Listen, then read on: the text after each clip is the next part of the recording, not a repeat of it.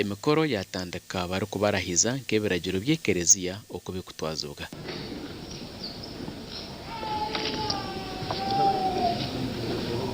Umukatsa ya Ruhanga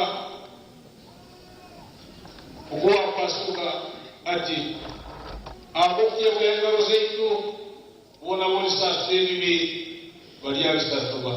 Abashomesi 19 nabo bashororwa hamwe n'abahure 13 kandi ababashabwa okora ebyentunguka.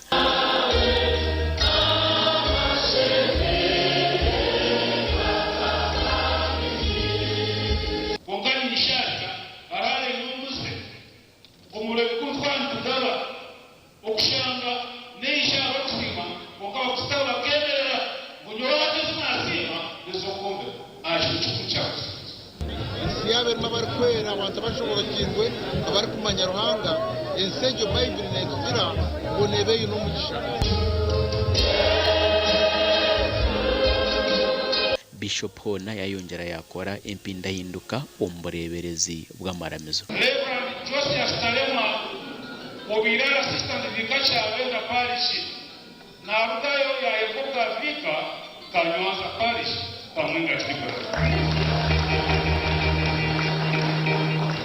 Omugandi abakristaayo bahigwa kugumana bombeka amakanisa. Okuhigwa oku kwahebwayo Reverend Felix Tumwesije omurisa w'oburisa bwa Kijogobya omu district ya Chegegwa ahakurundana sente zo kumarira ekanisa egi. Tunguka tetera hakombeka ko baza kongera kweyombe ko by'umwoyo bongere kweyombe ko by'umubiri kugenda misho. Niwamanya Enoch Clever omuburuzi w'ekanisa ya Mirembe Church of Uganda nagira ngo ekanisa egi neyetaga miliyoni 134 okujumarira.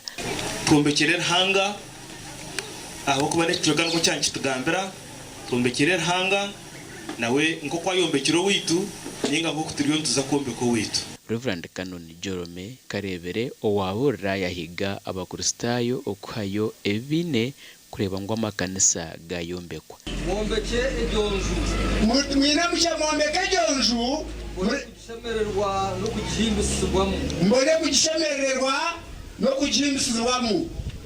Niko mukama ari kugira. Ekyakwetenga nayende muganda, ekyakwetenga nayende mpaji. Nindo kubasima ahabwe iki cyumukozire nimwe bari munonga kushanga buri omu wena ateyiremu Gashakwa Ansona Twine na Philip Marangira.